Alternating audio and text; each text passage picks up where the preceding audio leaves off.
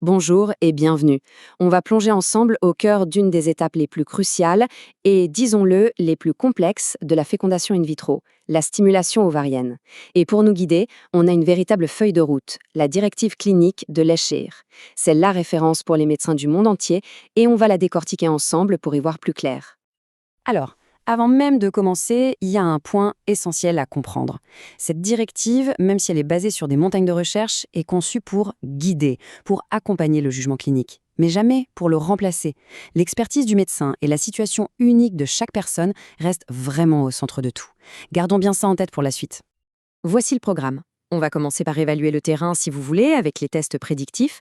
Ensuite, on verra comment on construit un protocole sur mesure. On s'attaquera au fameux débat sur les traitements additionnels, avant de regarder de plus près le suivi et le moment clé du déclenchement.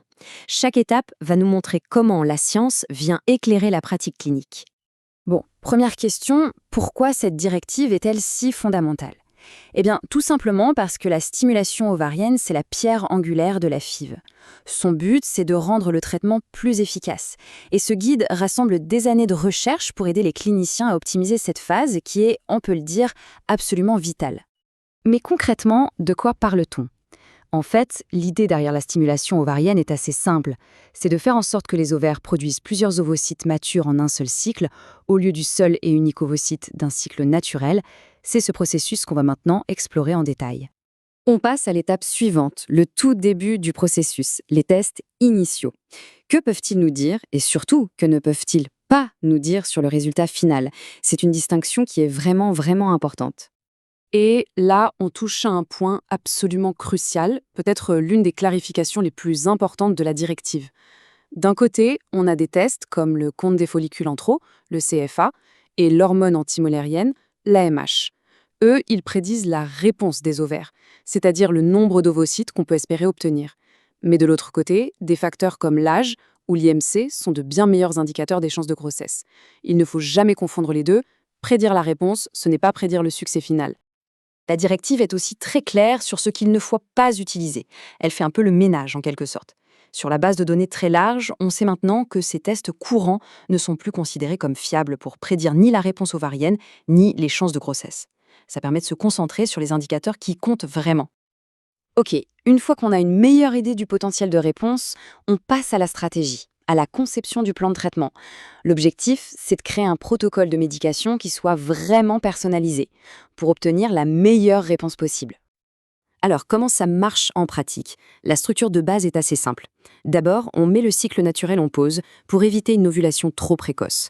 Ensuite, on stimule la croissance de plusieurs follicules avec des médicaments.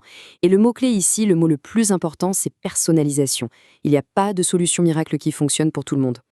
Et pour donner un exemple très concret d'une recommandation basée sur les preuves, pour les patientes qu'on appelle faibles répondeuses, la science a montré qu'augmenter les doses au-delà de 300 unités par jour n'améliore pas les chances d'avoir un bébé.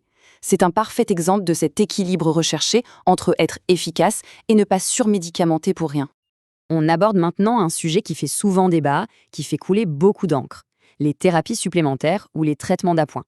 Voyons ce que dit la directive sur leur utilisation en se basant uniquement sur ce que la science a prouvé ou pas. Allez, premier sur la liste, l'hormone de croissance. On en entend pas mal parler. La question est simple, est-ce que ça peut vraiment aider ? La réponse de la directive, qui se base sur toutes les données disponibles, est on ne peut plus claire. Pour les patientes qui ont une réponse normale, ajouter de l'hormone de croissance n'est tout simplement pas recommandé. Ok, suivant. Un autre supplément très discuté, la DHEA. Est-ce que ça peut améliorer les chances, en particulier pour les personnes qui ont une faible réponse ovarienne ? Et là encore, la directive est formelle. Pour les patientes avec une faible réponse, l'utilisation de DHEA n'est pas recommandée. On sent bien que l'accent est mis sur les traitements dont l'efficacité est vraiment solidement prouvée. Et la testostérone alors ? C'est aussi un traitement parfois envisagé pour les mauvaises répondeuses ? Ah, ici la nuance est intéressante.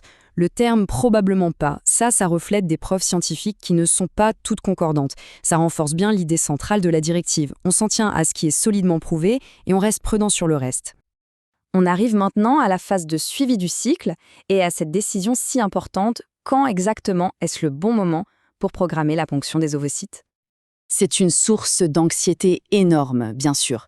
La peur de voir tout un cycle annulé parce que le nombre de follicules est plus faible que ce qu'on espérait. Alors, que dit la directive là-dessus? Et là, c'est une recommandation qui est incroyablement rassurante. La directive explique très bien que même un petit nombre d'ovocytes peut mener à une grossesse. La décision d'annuler ou non est donc prise au cas par cas et pas juste en se basant sur un chiffre. Voilà, on a traversé ensemble toutes les grandes étapes. Si on devait maintenant résumer les messages clés de tout ça, qu'est-ce qu'il faudrait vraiment retenir? Pour résumer cette feuille de route, plusieurs points ressortent vraiment. D'abord, l'objectif, c'est toujours un traitement personnalisé, sur mesure. Ensuite, il faut bien faire la différence entre la réponse des ovaires et les chances de grossesse. Il est aussi crucial de s'interroger sur les traitements non prouvés et de se souvenir qu'une faible réponse n'est pas du tout synonyme d'échec. Mais le point qui englobe tout ça, c'est que le jugement clinique du médecin reste la clé de voûte de tout le processus. Et voilà, la boucle est bouclée. On revient exactement à notre point de départ. Ça renforce cette idée d'une véritable collaboration. La science donne la carte, mais c'est le médecin et la personne concernée qui naviguent ensemble. Et on termine avec cette question, parce qu'au final, l'idée n'est pas de suivre des règles rigides, mais plutôt d'utiliser ces connaissances comme un outil. Un outil pour avoir de meilleures discussions et pour prendre des décisions plus éclairées, main dans la main avec l'équipe médicale.